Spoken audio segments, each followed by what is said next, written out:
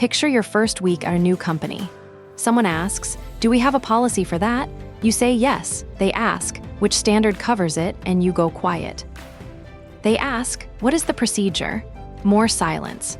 That gap between knowing a policy exists and knowing how the whole system connects is exactly what breaks real organizations every single day.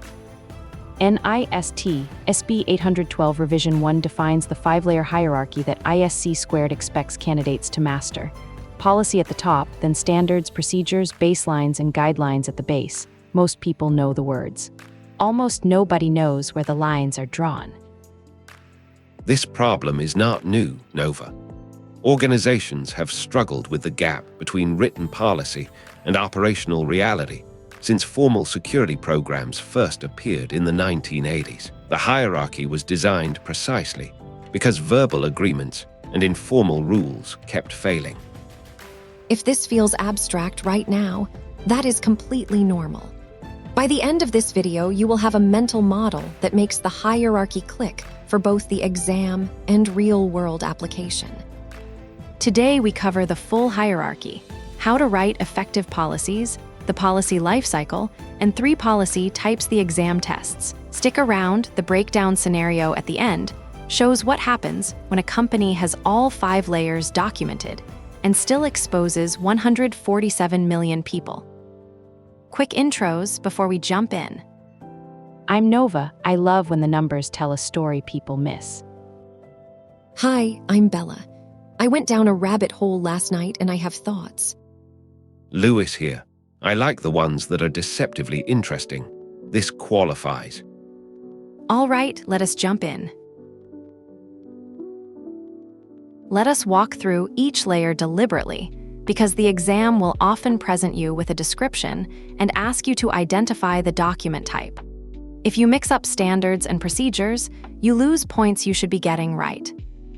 Policies are strategic. They answer why the organization does something. An acceptable use policy says the organization requires systems be used for business purposes only. No technical detail, no implementation steps, just intent and scope. Policies must be mandatory and senior leadership approved. That is not optional. If a policy lacks executive endorsement, it is not enforceable, and the CISSP exam tests whether you know the difference. Standards translate that intent into measurable requirements.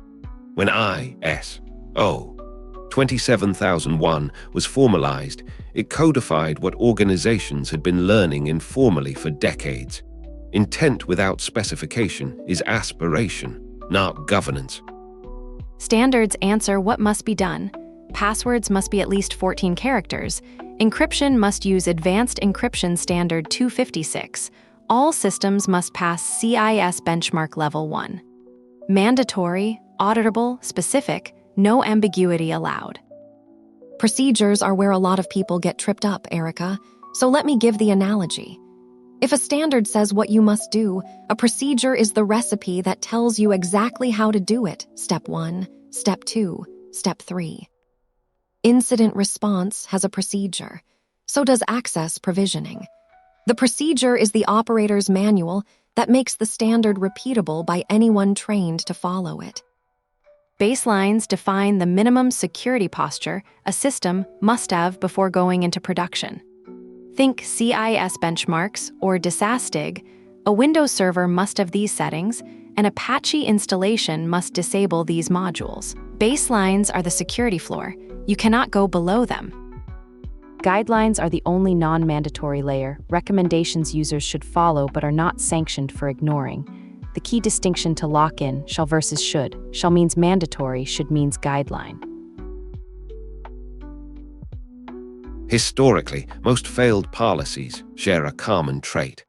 They were written by the security team in isolation, approved by a manager who never read them, and distributed to employees who ignored them. The 6-element structure exists because each element is doing a job the others cannot do.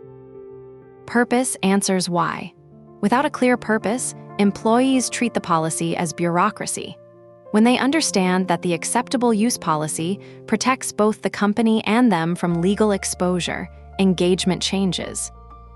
Scope is where many organizations make a critical error. An underdefined scope creates gaps. An overdefined scope creates compliance nightmares.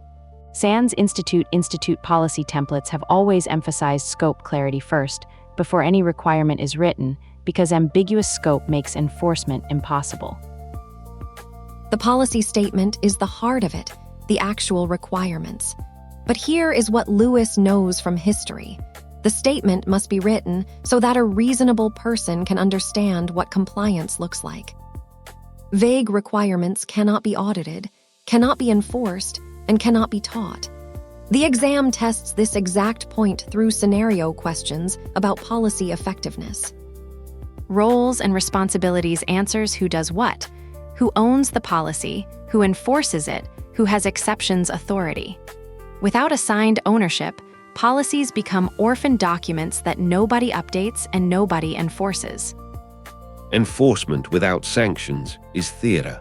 The policy must specify what happens when someone violates it, and critically, sanctions must be applied consistently. Selective enforcement is arguably worse than no enforcement because it creates a false sense of compliance. Organizations have lost legal cases because they enforced a policy against one employee but not another doing the same thing.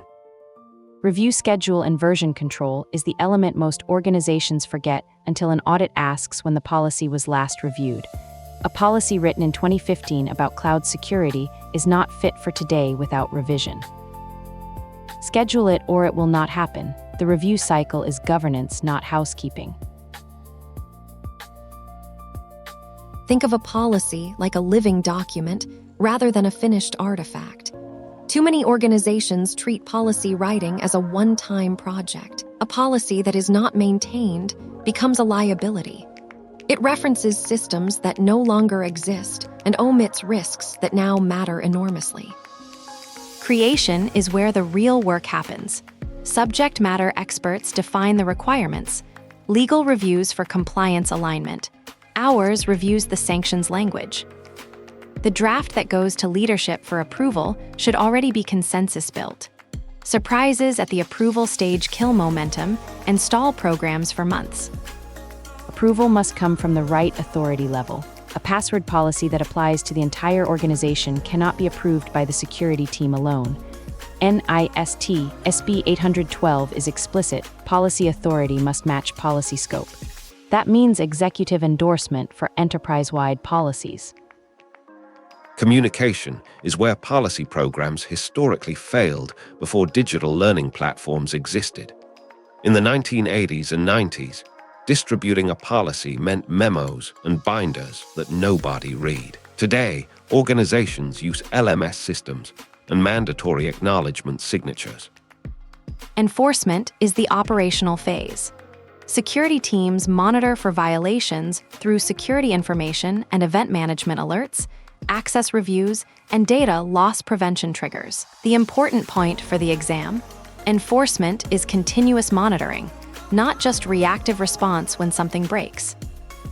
Review is triggered on a schedule, typically every 1 to 2 years for most policies, or by a triggering event. A new regulation, a major breach, or a technology change. A policy not reviewed in 3 years is almost certainly out of compliance with something. And retirement, removing policies that no longer apply, is just as important as creation. Obsolete policies create audit confusion. If your acceptable use policy still references systems you decommissioned 5 years ago, the auditor is going to ask hard questions. These 3 types appear on the exam and scenario questions, and the trap is almost always the same. The scenario describes a policy people follow but are not required to follow, then asks what type it is. A surprising number of candidates miss it.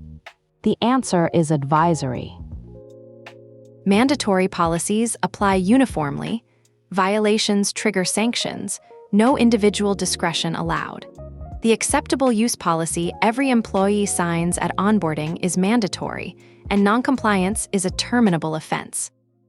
The exam distinguishes mandatory from the other types by asking about enforcement mechanism. If there are sanctions and uniform application, you are looking at mandatory. Discretionary access control policies trace back to early operating system design. The concept that resource owners control who gets access to their resources. In a discretionary access control environment, you can share your files with whomever you choose. That is a fundamentally different model than mandatory access control, where labels and clearances determine everything. Advisory policies give guidance without teeth. Your organization might recommend employees use a password manager. Nobody is fired for not using one, but the recommendation is documented. So if someone reports a compromise tied to weak credentials, the organization can show it provided guidance. There is a dimension Bella's point opens up that candidates often miss. A guideline is a document type in the hierarchy. Advisory is an enforcement classification. They are related but not identical. A document can be a guideline that is advisory in nature, but not all guidelines are advisory and not all advisory policies are guidelines. Know both dimensions independently or the exam will catch you at the intersection. 2017. Equifax discovers they have a serious problem. Attackers had been inside their systems for 76 days, extracting data on approximately 147 million Americans. When investigators looked at why it happened, what they found was not a missing policy. They found a policy hierarchy that existed entirely on paper, disconnected from operational reality. Equifax had a patching policy requiring critical vulnerabilities to be remediate within 48 hours. The Apache Struts vulnerability, C.V.E. 2017-5638, had been publicly disclosed and classified as critical. The policy applied. The standard was clear. The procedure for vulnerability management existed too. Automated scanning was supposed to detect unpatched systems and trigger the remediation workflow. Both the standard and the procedure were documented and met the checkbox requirements of their security program. Here is where it collapsed. A transport layer security certificate error caused the vulnerability scanner to stop inspecting encrypted traffic. Nobody noticed for approximately 19 months. The scanner reported results but missed an entire segment of the network. The policy said patch. The standard said this was critical. The enforcement mechanism was broken, and nobody detected the breakage. This is the exam lesson Lewis wants you to hold on to.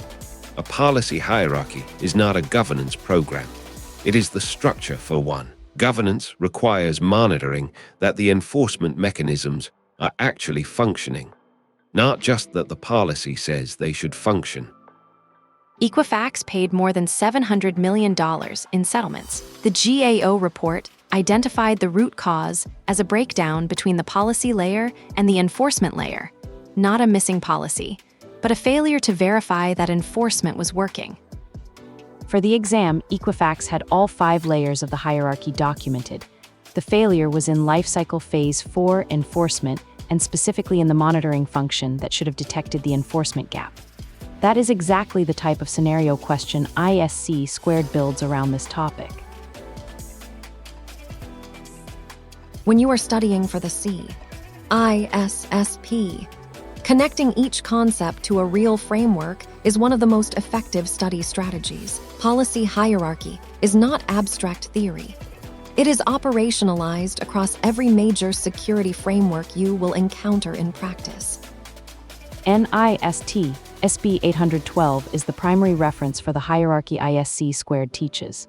It defines policies as high-level statements, standards as specific mandatory requirements, procedures as detailed implementation steps, baselines as minimum configurations, and guidelines as recommendations. If Bella reads one document to anchor this entire topic, that is the one. It is publicly available and free. CISSP candidates who have read the actual NIST source have a real advantage on scenario questions. ISO 27001, Clause 5.1 requires that top management establish, approve, and communicate an information security policy. That mandatory executive approval connects directly to the lifecycle phase we covered. Approval authority must match policy scope. NIST.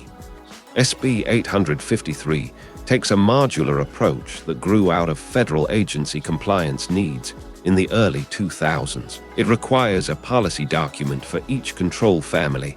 Access control has its own. Incident response has its own. Policy meets control framework.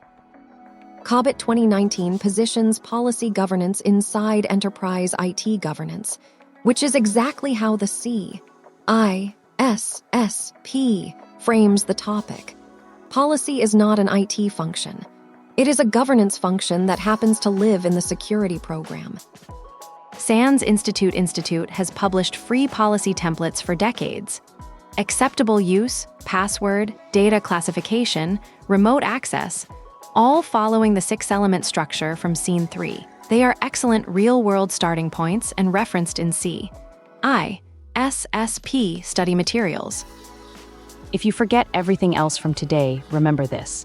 Policy sets intent, standards make it mandatory, procedures make it repeatable, baselines make it measurable, and guidelines make it accessible. That hierarchy is the skeleton of every security program ever written. Drop in the comments. Which layer of the hierarchy trips up your organization the most? Is it the gap between policy and enforcement, the confusion between standards and guidelines, or something else entirely? If you found this helpful, subscribe now. The next video covers business continuity planning and the business impact analysis methodology, where we start applying this governance framework to crisis scenarios. Hit that notification bell so you do not miss it. All right, quiz time. Let's find out what stuck. Think through each question carefully before you answer. Drop a like if we earned it, and subscribe so you never miss the next episode. Which layer of the security policy hierarchy provides step-by-step instructions for carrying out a specific security task?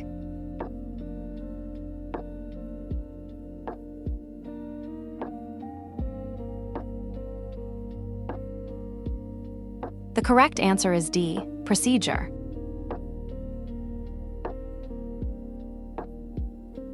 An organization publishes a document recommending that employees use password managers. Compliance is encouraged but not required, and there are no sanctions for non-compliance. What type of policy is this?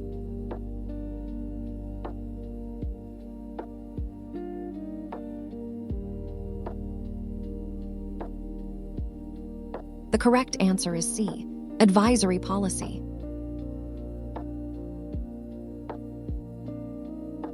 During which phase of the policy lifecycle is senior leadership or board-level sign-off obtained?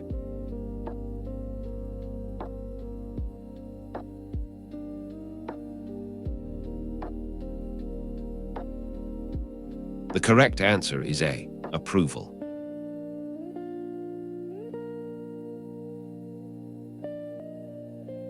Let us bring it home.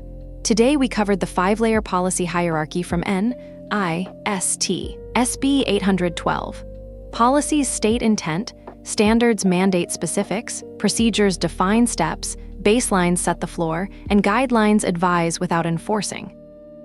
The 6 elements of effective policy writing, the 5 lifecycle phases, and the 3 enforcement types, mandatory, discretionary, and advisory, form the complete picture the CISSP